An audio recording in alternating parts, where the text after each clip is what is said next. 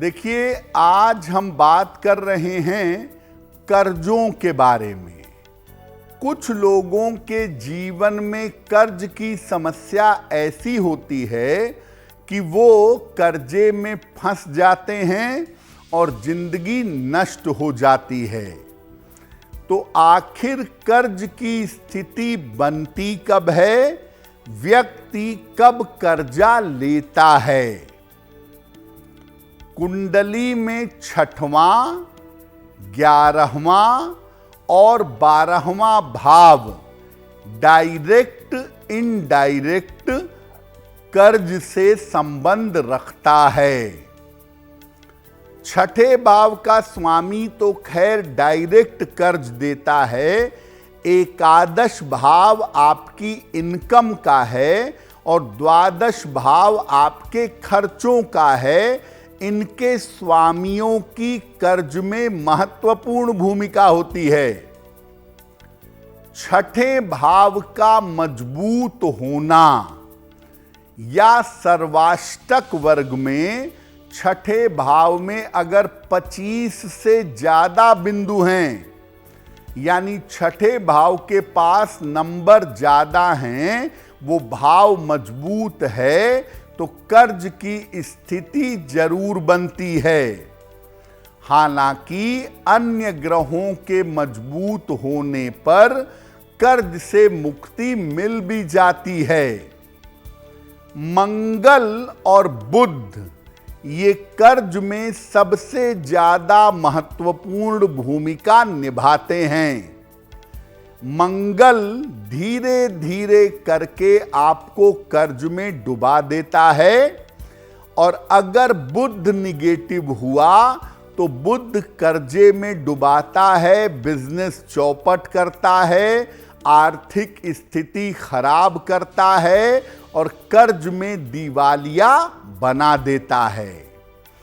यानी बुध की जो स्थिति होती है, अगर बुध की दशा कुंडली में आ जाए, अंतरदशा कुंडली में आ जाए और बुध की स्थिति बेहतर ना हो, तो व्यक्ति की आर्थिक स्थिति चौपट हो जाती है और व्यक्ति कर्ज में दिवालिया बन जाता है। देखिए, कर्जा किसी के ऊपर भी हो सकता है, उसकी जरूरत की वजह से, उसकी मजबूरी की वजह से। आपको बताते हैं कि कब ऐसा होता है कि व्यक्ति को कर्ज से मुक्ति मिलती है और कब ऐसा होता है कि व्यक्ति कर्ज से छुटकारा नहीं पाता है।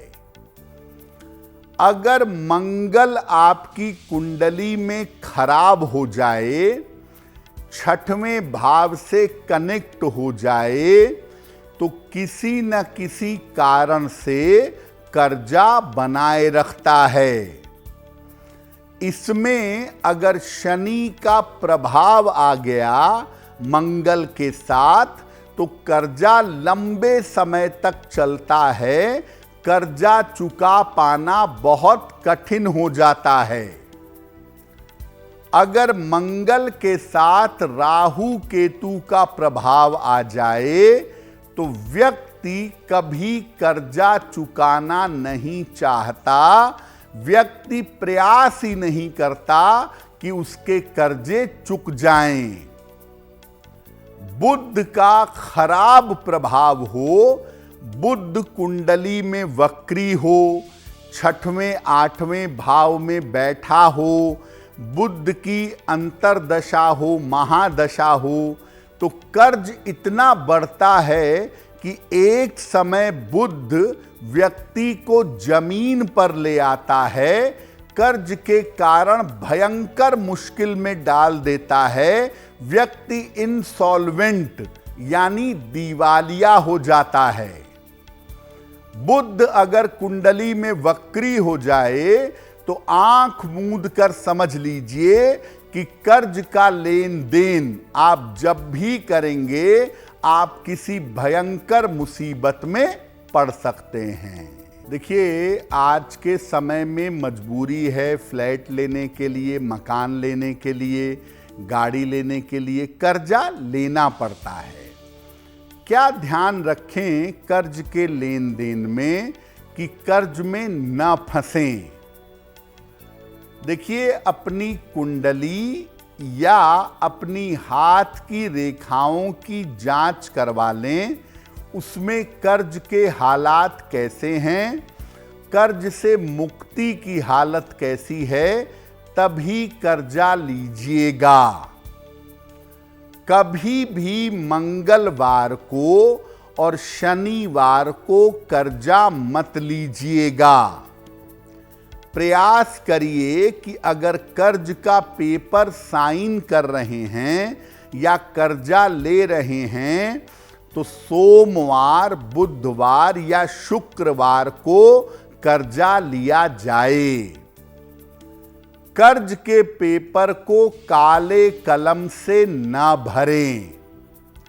और जब भी आप लोन ले लेते हैं अपनी आवश्यकता के लिए, अपनी जरूरत के लिए, कर्ज लेने के साथ साथ नियमित रूप से हनुमान जी की पूजा शुरू कर दें।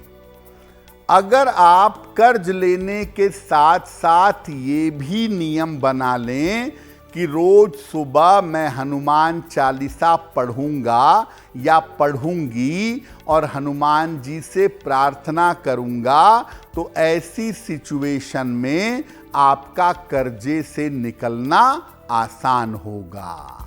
अब मान लिया कि आपने कर्जा ले लिया है, आप चुकाने का प्रयास भी करते हैं, आपका इंटेंशन भी है कि मैं कर्जा चुकाऊं, तो कर्जे को जल्दी चुकाने के उपाय क्या होंगे? शनिवार को एक नारियल का गोला ले लें, उसको ऊपर से काट के ढक्कन की तरह हटा दें, उसमें चीनी भर दें, उसका ढक्कन लगा दें और ज़मीन में गड्ढा करके उसमें नारियल दबा दें। 6 महीने में एक बार ऐसा कर सकते हैं। कनक धारा स्तोत्र या तो रोज सुबह पढ़ें, या और अच्छा होगा कि ऋण मोचन मंगल स्तोत्र का पाठ नित्य प्रातः करिए, या आप मोबाइल पर लगाकर सुन भी सकते हैं। दक्षिण मुखी हनुमान जी को मंगलवार को सिंदूर अर्पित करिएगा। अगर महिला हैं तो लाल फूल चढ़ाइएगा। रोज सुबह घर में 3 बार शंख बजाएं।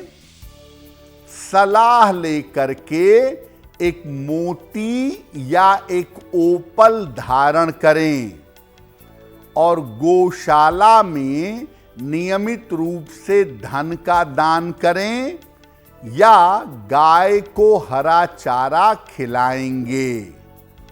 अगर ऐसा नियमित रूप से आप करना शुरू करें और कर्ज चुकाने का अपनी तरफ से प्रयास करें, तो आप जल्दी से जल्दी कर्ज चुका सकेंगे।